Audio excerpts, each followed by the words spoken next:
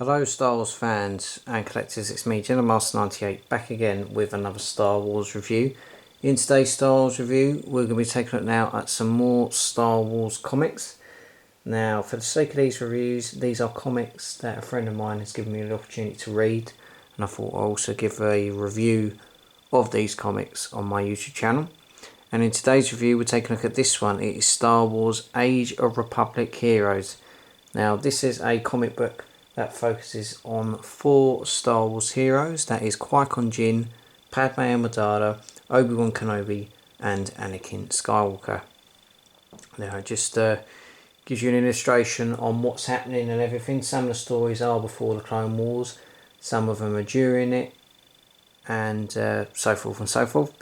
And I thought I'll give you a look at it today. So at the front you've got a nice image of all the characters in action with clone troopers behind them. If I was to turn the next page, you've got the Star Wars Age of Republic Heroes, other comics that are available there, some writing there, and basically an indication on the character who we're going to be looking at, and that is Qui-Gon Jinn. Now the Qui-Gon Jinn story focuses on stories just before the events of the Phantom Menace, where he's on a planet called Barin. I think is it Barin? Barin, I should say, sorry. And it focuses on these specific species that are known for their warriors and everything. And it basically gives you an indication on what's going on. Qui-Gon Jinn is trying to protect the mistress there.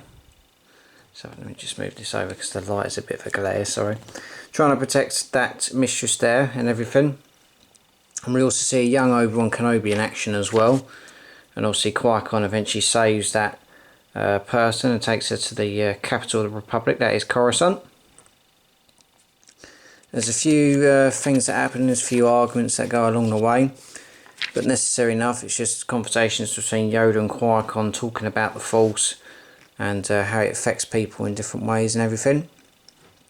And then after that Qui-Gon goes to a specific planet where it gives him more knowledge and everything about the Force, the goods and the dark and everything, similar to Dagobah, like with Luke's journey to Dagobah in The Empire Strikes Back. So you've got all different parts there, you've got the light and the dark and all that lot, different versions, and it just shows you some of the dark side bit that tries to consume Qui-Gon and everything, but he does fight back eventually and redeems himself back to the light. So that's really, really cool.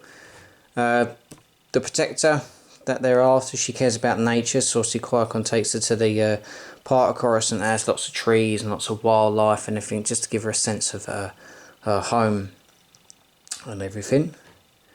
And obviously because they're known as the Metal Clan, they care much about their environment and everything. And it just gives you an indication at the end that Qui-Gon and Yoda's relationship really just coming in for guidance and stuff really. But yeah, that's pretty much it for the Qui-Gon Jinn part of it. We've also got a bit about the legacy of his Jedi. Let's take a look at the next story. That is indeed Obi Wan Kenobi, and this focuses on Obi Wan Kenobi training Anakin years before the Clone Wars. So it gives you an indication where it is. It's on Coruscant, and it shows you a young Anakin Skywalker trying to meditate and everything and do his own bit. You've got a very similar Jedi there. The name of the Jedi is Master Tolson. If you look at markings and everything, if I just do a closer shot, if I can find a better image of her, that one there, you'll notice that this character is very similar to the Season 4 villains that we had when they were on the planet Cygeria. I don't know if it's the same species, I could be wrong, but they're very similar there. And as I was saying, this gives you an indication on what Obi-Wan was going through before the events of Attack of the Clones, obviously training young Skywalker and everything and getting guidance from Master Yoda. And he takes him on an adventure really in obviously the Jedi shuttle, and gives him guidance and tells him what's going on really, young Anakin. Just a bit of reassurance really. And that's pretty much it really. just giving him guidance and reassurance really. They travel to the planet Danil, which is obviously in the mid-rim, and it just gives you an indication of this story on the relationship that Obi Wan and Anakin have. Yes, there's, like say, bits and bobs and everything, but you just see the early stages of the brothership, as Obi Wan calls them, and everything. And they're sent to this planet to discover a ancient Jedi holocron and everything, which is quite cool. And it gives you an indication what's going on. And you see obviously Skywalker and everything trying to adapt to Obi-Wan's surroundings and everything, and trying to make himself a better Jedi. And they come across these villains who are interested in his lightsaber. Obviously Obi-Wan cuts them down and does what Obi-Wan does best. One of the crime lords captures Anakin, but Anakin soon makes a meal of them and everything, and obviously with Obi-Wan and everyone involved and everything. And it gives you a nice flashback at the bottom of the first meeting between Anakin and Obi-Wan, when obviously they were rescued in the Phantom Menace from Qui-Gon Jinn's attacker, that is Darth Maul. And it just gives you the relationship really, which is pretty cool, that they had and everything before the start of the Clone Wars and then throughout the Clone Wars really. And it gives you an indication there of Obi-Wan's wise and powerful charm that he is. Next up, I just mentioned him, we can take a look at Skywalker. This is the story of Anakin Skywalker through the Clone Wars. And this one's basically giving the indication on, obviously, what Anakin is as a person. Obviously he's a kind, young hero who cares about everyone. And obviously George Lucas stated that Anakin, he's not really a villain. He's not. He's just a fallen hero that's been taken into the dark. And so many tragic things have happened to him, and he's tried to cope, but unfortunately things haven't gone his way and everything. But it gives you an indication of what Skywalker is as a person. It shows you him fighting in space. And it just gives you an indication on what Admiral Aron's doing in this comic book script, giving a set of orders about tactics and everything. And obviously Anakin doesn't believe in these tactics and everything. He believes that saving people is the right approach for the Republic and everything.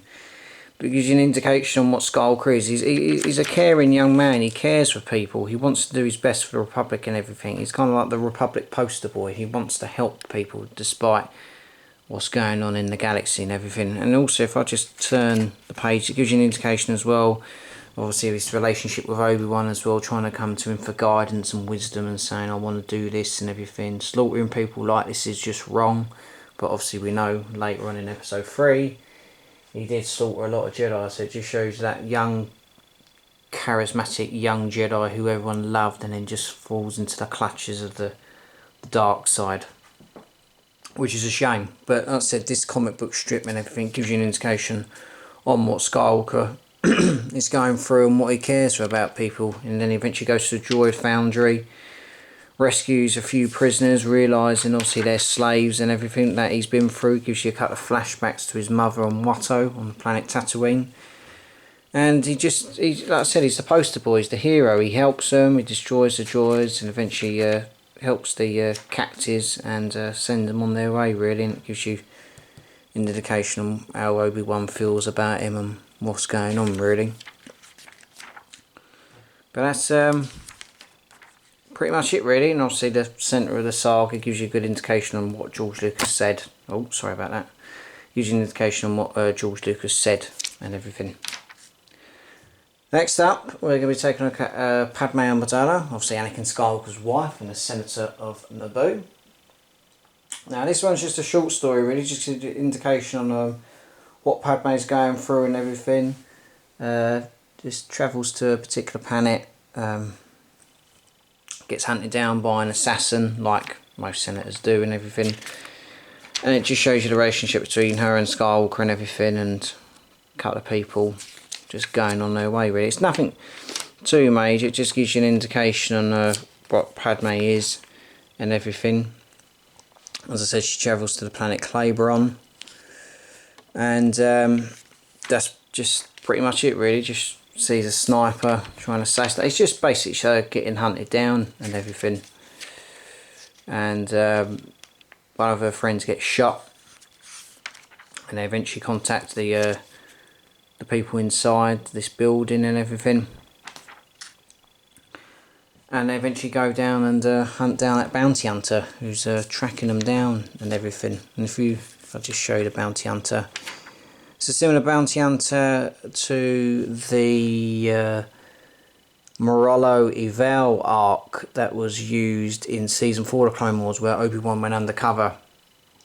And one of these aliens, I don't know if it's the same alien, but it's a very similar species to the one who Anakin Skywalker chopped her arm off when she was trying to intimidate him and everything. Obviously Padme takes her down and eventually saves the day and goes back really and gives you an indication on Padme and everything. And the last bit, it just gives you an indication of an upcoming comic really. Just Mace Windu, everything getting captured by Embo and another bounty hunter. His lightsaber's broken. He eventually redeems himself, picks up the saber, starts fighting, and just does his own thing really. That Mace Windu does. There's a shot to the Battle of Arantara and the Battle of Mibian with Rex and Anakin fighting, and just showing you what the troops are going through with Hardcase and Jesse and all that lot really, which is pretty cool. Obviously shows Rex and everything with his own mask. There's a Gungan as well helping out, picks up the saber from a fallen Jedi. Rex gets shot, and then him and Rex eventually save the day really, just attack the droids head on and then go on from there really. And it gives you a growing galaxy and everything, gives you an indication on what's going on with these characters. And there's just some artwork as well from the Phantom Menace and other parts of films, the comics and everything. That's a fantastic image, I love that one.